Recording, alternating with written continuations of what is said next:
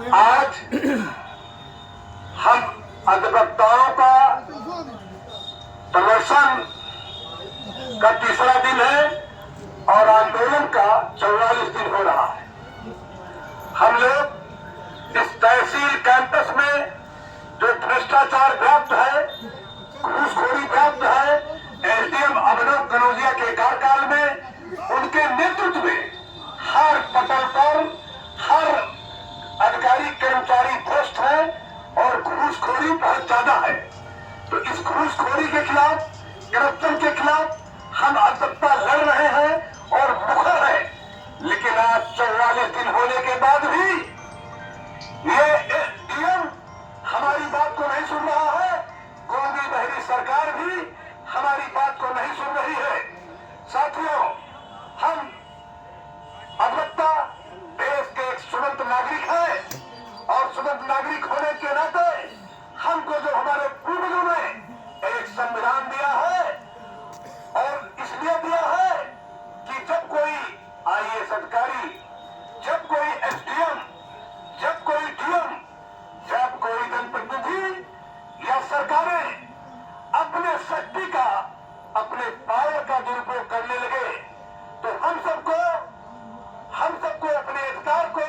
सुरक्षित करने के लिए, अपने जनता को न्याय दिलाने के लिए हम सबको अपनी आवाज बुलंद करना चाहिए। और उसी के चलते हम लोग इकट्ठा हैं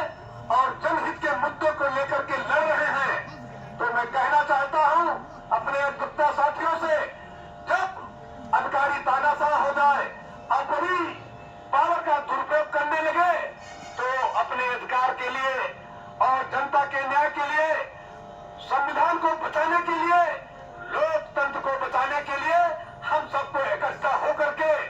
संघर्ष करना चाहिए और अपने हक अधिकार के लिए सवाल पूछना चाहिए, क्योंकि सवाल पूछना हमारा संवैधानिक राइट है। अगर हम सवाल नहीं पूछते हैं तो ये अधिकारी तानाशाह हो जाते हैं, ये जनप्रतिनिधि तानाशाह हो जाते हैं और ये सरकारें तानाशाह हो जाती है। तो इस मंच के माध्यम से मैं क्षेत्र और देश के नौजवानों को भी संबोधित करना चाहता हूँ। मेरे क्षेत्र के नौजवानों, मेरे क्षेत्र के छात्रों और देश के नौजवानों, हम तो खैर लेट हो गए, लेकिन आपको लेट नहीं होना है। जब भी आपके अधिकार का हनन हो, जब भी डेमोक्रेसी खतरे में हो, जब भी लोकतंत्र खतरे में हो, जब हमको न्याय मिलना असंभव होने लगे, इन अधिकारियों से, जनप्रतिनिधियों से और सरकारों से तो हमको एकजुट होकर के, इकट्ठा होकर के अपनी आवाज को मुखर करते रहना है, सवालों को पूछते रहना है। अगर हम ऐसा नहीं करेंगे तो हम कहीं के नहीं बचेंगे, क्योंकि जब संविधान नहीं बचेगा, लोकतंत्र नहीं बचेगा तो हमारे राइट भी नहीं बचेंगे। और मैं डीएम महोदय को कहना चाहता हूँ कि डीएम महोदय, अमेठी हो या एसडीएम साबिर खाना हो या देश का कोई भी आईएएस अधिकारी हो, जो आपको वेतन मिलता है, जिससे आपके बाल बच्चे पल रहे हैं, वो हमारे देश के गरीबों के, नौजवानों को, किसानों के, सब टैक्स के पैसे से आपका परिवार चल रहा है। टैक्स के पैसे से जब आप जी रहे हो तो आप जनता की बात को और जनता के राइट को संरक्षित करने की बात मैं करता हूं, तो उस पर अमल क्यों नहीं कर रहे हैं? आज 44 दिन हो गया है, हम जनता के राइट के लिए, जनता को न्याय दिलाने के लिए